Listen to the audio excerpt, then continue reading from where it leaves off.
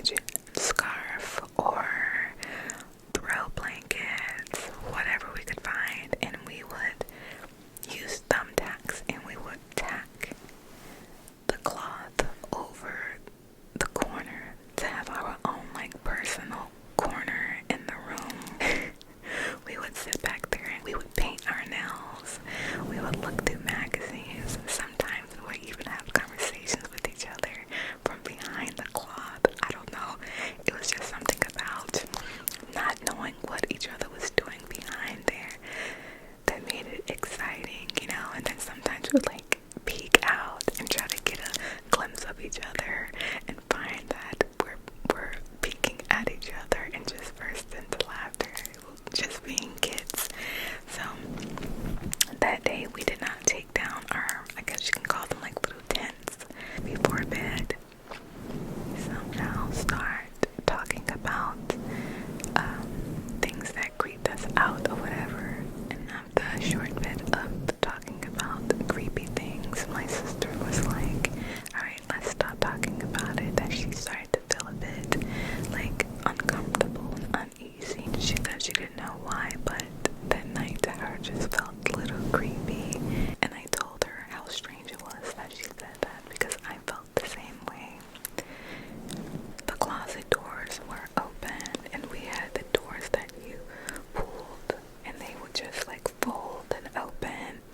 Walk-in closets that were steep on both sides, okay?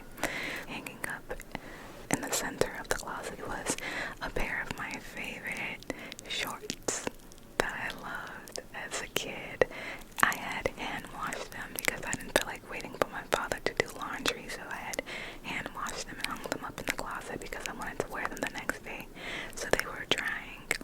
So she and I continued on with our conversations about just random things, just talking, laughing way too loud next to two sleeping children. And for some reason, as we were talking, I was staring into the closet. And I had no idea that my sister was staring into the closet as well.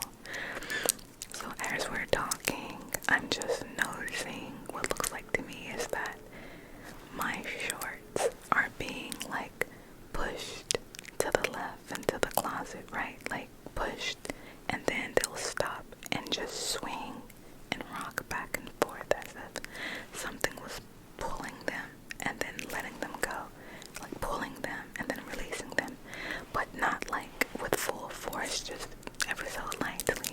And they was just rocking back and forth. I was trying to figure out if I was like low-key tripping, because you know, you ever stared at something for so long that it began to move, right? Or you would see it glitch or something like that. I was trying to make sure that's not what was going on. I'm just staring at the shorts, thinking whether or not I should say something, and then my sister just stops talking. And she's like, did you see that? And I just automatically, I was just terrified. I knew what she was gonna say. So I was like, did I see what? She was like, did you see the shorts move in the closet?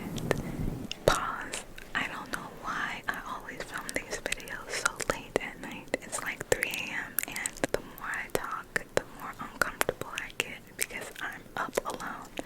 I don't know why I always film these so late. Anyways, so she asked if I had seen the shorts swinging back and forth, and I was like, you saw that too? And she was like, yes. So I'm leaning on her, and she's like crushed over me, like holding me. We're just sitting there, and she's like, what should we do? Should we run? Should we leave the room? I'm like, I don't know. I'm too scared to get up. Let's just sit here and wait until someone in the house gets up and start moving around or something. Like, should we scream someone's name to come in and turn on the lights? But we're both too afraid to make any noise, like any loud noise. Now we're making a plan that we're gonna count to 3 and we're both gonna jump up and run and turn on the bedroom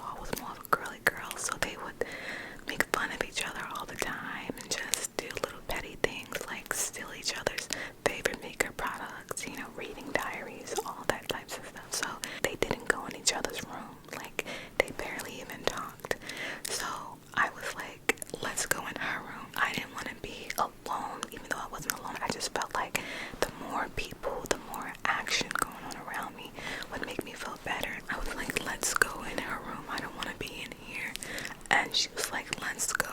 We didn't knock or anything. We literally just busted through the door and fell on her floor. We startled her and she's, what are y'all doing in my room? You know, and telling my other sister to get out because they weren't cool. But we just sat there and was like, we're not going anywhere. She was too busy worried about us busting into her room and my other sister being in there. She didn't even try to figure out what was going on. We just sat there on the floor, arms wrapped around each other, and I kept saying, I'm not leaving, I'm not leaving, I'm not leaving, because there was no other place in the house that I felt safe in. I tried to tell her what had just happened, but she wasn't trying to listen because she thought we were just being annoying. She always thought that we were like intentionally trying to get on her nerves or something, but I was like, I'm not leaving this room, I'm staying in here. And that's exactly what I did. We both slept in there on the floor until the next day. And there I checked and there was nothing underneath the cloth. Also, I was staring at my shorts like, should I throw these out? Like, do I even want to wear these anymore? Because I was afraid that something had attached itself to the shorts. I took the cloth down off the wall, and after that I never put it back up because I was afraid that the thing would come back, you know. I never played that game again. My sisters were shocked and afraid because they were asleep while I was in the room and was asking why we didn't wake them up to come in the other room with us. And I was like, honey, there was no time. There was no time for any of that. Not at all. I was extremely uncomfortable for the next couple of days. I'm not too sure how my sister felt about it because she never really brought it up after that. We talked about it the next day, but, you know, like I said, she was reserved and she spent a lot of time in her room. She didn't hang out with us too much, but I was like uncomfortable to be in my room after that. But eventually I got over it and kind of like, you know, forgot about it as time went on. Listen, this is why whenever someone comes to me about their experiences, I am not quick to call someone a liar, because I know that it's possible, you know, because of my own experiences. I'm like,